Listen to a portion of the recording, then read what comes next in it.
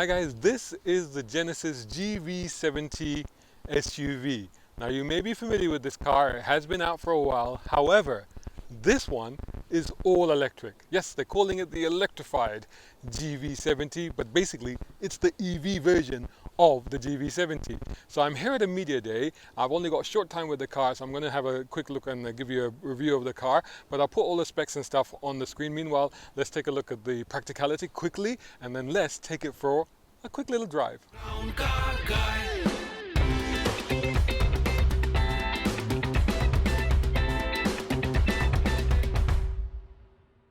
A brown car guy.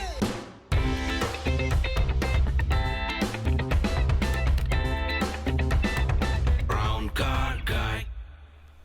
So unlike a lot of cars that really like to advertise the fact that they are EVs, from the outside, there's actually no way of telling that this is an EV.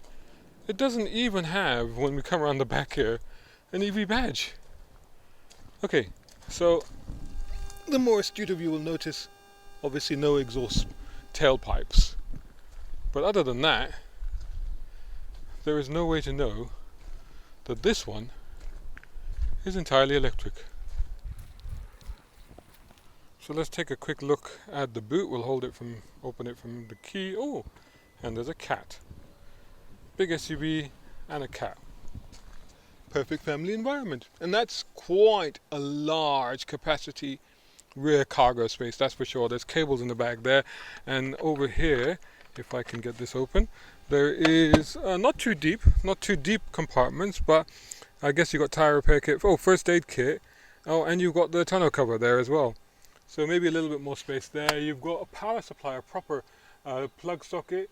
You've got a little pocket, then you've got another power supply there. You've got light, you've got 60/40 split folding seats, and you've got a lever here to drop the rear seats should you need even more space. Right then, here we are in the GV70. Now this driving seat is set for me. I've actually left the car on. The reason being because it does that courtesy thing where the seat moves back to let you in and out. So this seat should now be in my driving position because it's on. And as you can see, tons of knee room, no issue whatsoever. You can't make out, it's very dark, but the feet, they're okay actually, not too bad. Yeah, the wiggle room is sufficient for my feet. No issues with the shins either, plenty of room here. No issues around here. Very nice upholstery. This is fabric. Sort of quite hard wearing canvasy type thing actually. Interesting, the contrasting seat belt, but I guess that goes with the stitching and the other trim that's on the side of the car at the front as well. And this is leather, and then you have the armrest, which has got two cup holders in it. Back here you've got this fantastic design for the doors, door pockets, netting, the buttons for the front passenger seat, not this side, so that you can move it back and forward so you can give yourself more space if you're being chauffeured in the car. Back here you've got a full suite of climate control buttons, look at that. And you have USBs, and they're normal USB plugs down there as well. So pretty good back here. What's it like in the front? Let's find out.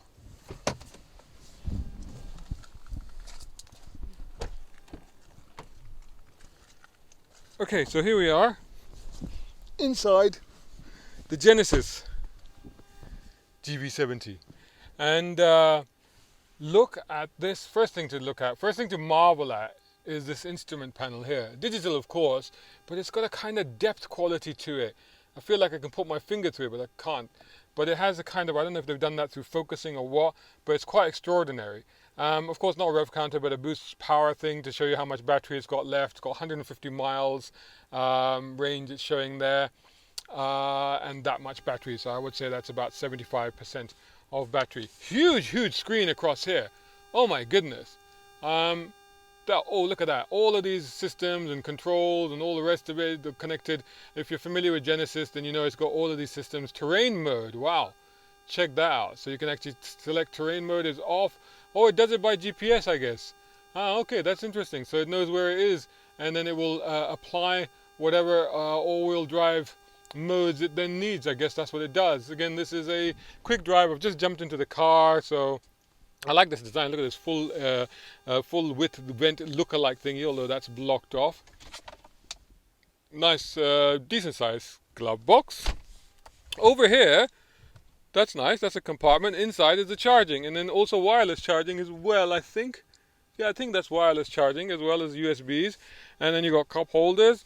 Oh, this is your terrain drive system. So push. You got snow, mud, sand, all the rest of it. And then you've got normal drive mode. So we'll start eco, comfort, sports. So you can see the dials change. You see that? And see that comfort? And then that's eco. And the mileage changes, 155 miles, 150 miles in comfort, and 146 in sport. Let's leave it in comfort for now. You've got your volume control, menus, all this. This controls the screen things, and this controls the gearbox, basically. It's a rotating knob thing. Nicely knurled surround there. You've got more toggle buttons down here, and a beautiful digital display also for the climate control. Cool. You know what? Oh, and the switches here for hill descent, traction off, and all the rest of it. Oh, and more sort of nice knurled finish to the buttons here, and also this finish here is quite nice. Okay, let's take it for a drive. Brown car guy. So here we are in the Genesis GV70 on the go, and straight away I'm sitting very high. I can feel that this is, especially for these surrounds, a reasonable sized car. There's a long bonnet sweeping out in front of me there, and I can certainly see the extremities on the right side. You do get a sense that you're in a substantial sized car, that's for sure. But it certainly wants to move. There's no issue about that. I forgot to show you there's a boost button as well.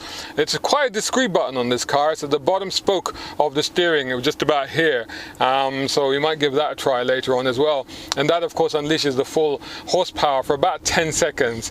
I've left it in comfort mode. I wanted to just see if there's any difference. Once we get out onto the roads, we'll see if there's any difference, or a huge discernible difference. Of course there is a difference, but let's say there's any huge discernible difference between the modes as we're driving. Visibility actually is not too bad. I mean, there's a window in the C-pillar there, so that kind of helps.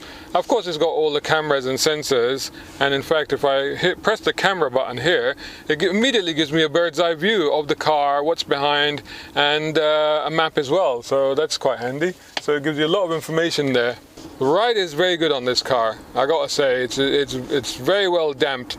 I guess it's meant to be, right? It's a big comfy SUV, so you know, maybe just a very slight bit of fidgetiness, but generally it's smothering things out very, very well indeed, especially for an electric car. Because as I always have this issue with electric cars, where I feel I just feel that there's a little bit of harshness to their platform, because that's where the batteries and everything is enclosed. But in this particular case, it seems very serene.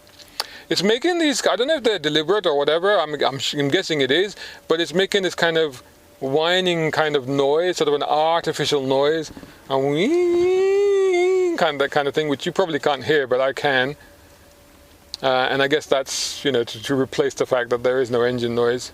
So good seating position. I tell you what, it's very comfortable. I like the armrest, the way that this is thought out, the way that this is done. The instrument display is very nice. It's just, I love the graphics on this thing. It's really nicely done, and it just seems to be very serene and very comfortable. It's a car to cruise in. I think that's what this is about. So even though it's got a boost button and sports mode and stuff, we'll give it a try. But I think this is more about something that just gets you from A to B, gets you and your family or your items, your cargo, whatever you want to transport in it, in comfort.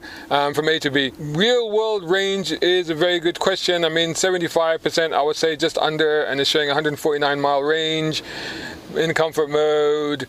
Of course, this is the way this has been calculated now, is dependent on driving. It's at a media day, so it's probably being driven quite hard, and the range of course drops, so you know, it's hard to say, but it's one of the things that will require a real world test. But I would say it should have a decent amount of range on this. Right, boost button.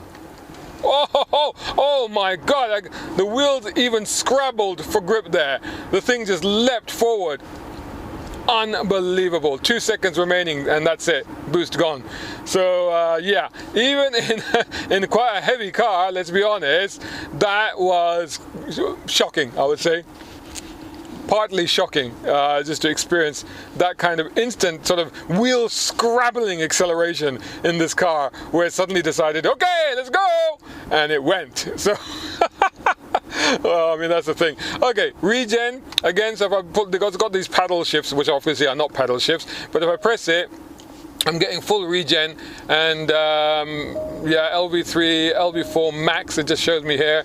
And then basically it's kind of like, it's one pedal mode. It's basically one pedal mode. There's a little bit more resistance to the thing. And so let's try the modes again. And so you got sports mode, and again, just accelerated automatically. Yes, oh, the seats tighten. They grab you a little bit more, but not so harshly actually. Actually, let me just double confirm that.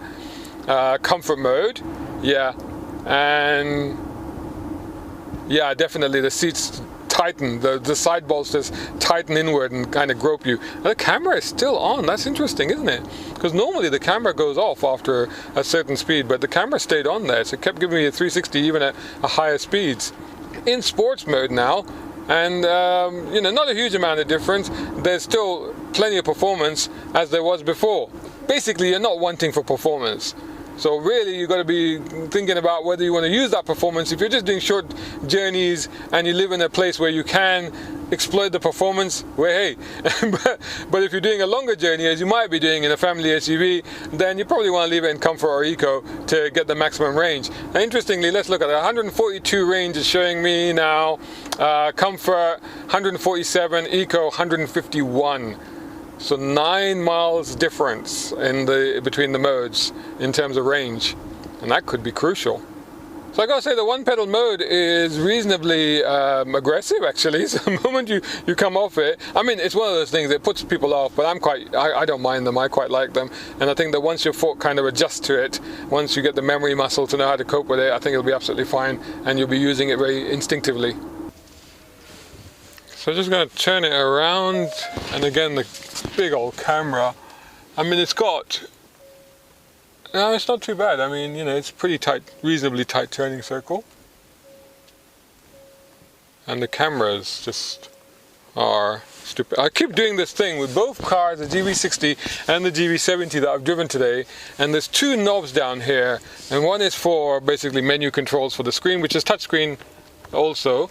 There you go. But also then you have the gear shift knob, which is below that.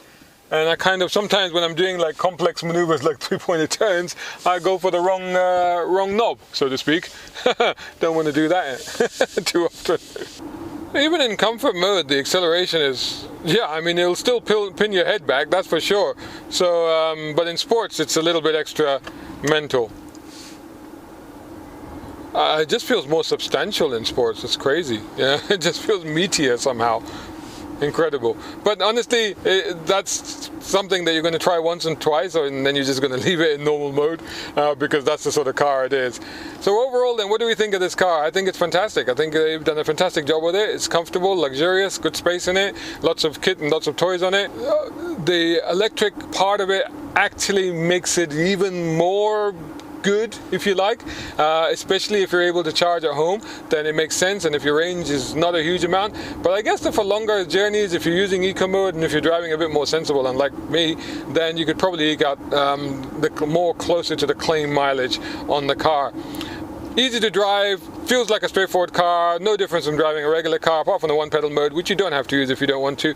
Other than that, all good. So thumbs up for me. Let me know what you think of the Genesis GV70. Brown car guy. Hope you enjoyed that video. If you did, please hit the like button and share this video as well if you can. And while you're at it, check out these guys who also sponsor my content. I am deeply grateful to them because it helps me to buy new equipment, put fuel in the cars, and yes, buy a cup of coffee. You can do the same. Just go here or right here on YouTube. Just hit these three little dots down here and click on thanks. Make sure you're signed in first. My content is free, but this is how you can help me keep it that way. I may even send you a gift. Oh, by the way, watch this next.